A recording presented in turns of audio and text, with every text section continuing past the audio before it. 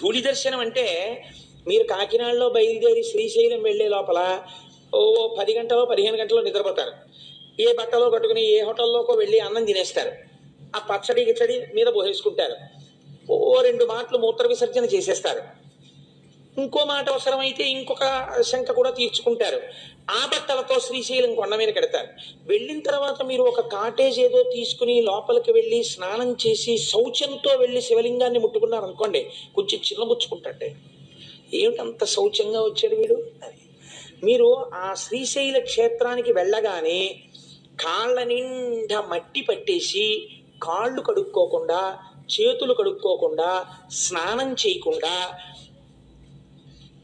పూర్తి చేసుకున్న శరీరంతో, అనగా దూరదేశం నుంచి వెళుతున్నారనుకోండి, ఎంత అశౌచం అండి. మరి మలమూత్ర విసర్జన చేసిన శరీరం ఎంత అశౌచంతో కూడుకున్నది. పైగా మీరు కొంతసేపు నిద్రపోయారు బస్సులో, రైల్లో. నిద్ర ఎంత అశౌచం వస్తుంది.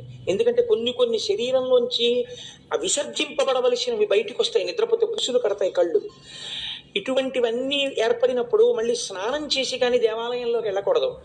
మీరు ఇన్ని అశౌచాలు దగ్గర పెట్టుకుని కాటేజీలో పెట్లు పారేసి ఈ మట్టి చేతులతో, ఈ మట్టి కాళ్లతో వీలైతే ఇంకోసారి శ్రీశైలం కొండ మీద ఒక కప్పు టీ తాగకపోతే ఉండలేదని తాగేసి కాళ్ళు కడుక్కోకుండా శ్రీశైలం గుడి దగ్గరికి వెళ్ళి ధూళి దర్శనానికి వచ్చామండి అని లోపలికి వెళ్ళి ఈ మట్టి కాళ్లతో మోకాళ్ళ మీద కూర్చుని మట్టి చేతులతో శివలింగాన్ని ముట్టుకుని చెమట పట్టేసిన మొహంతో శివలింగం మీద తల తాటిస్తే పొంగిపోతాట.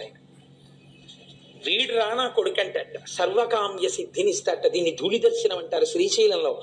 శ్రీశైలంలో మీరు అందుకే దేవాలయం దగ్గరికి వెళ్ళి ఫలానా చోటు నుంచి వచ్చామండి, ధూళి దర్శనానికి వచ్చామంటే లోపలికి వెళ్ళిపోండి అంటారు. నేను ఎన్నో మాటలు శ్రీశైలంలో అలా ధూళి దర్శనం చేశాను. కాబట్టి ధూళి దర్శనం శ్రీశైలంలో చెయ్యాలి.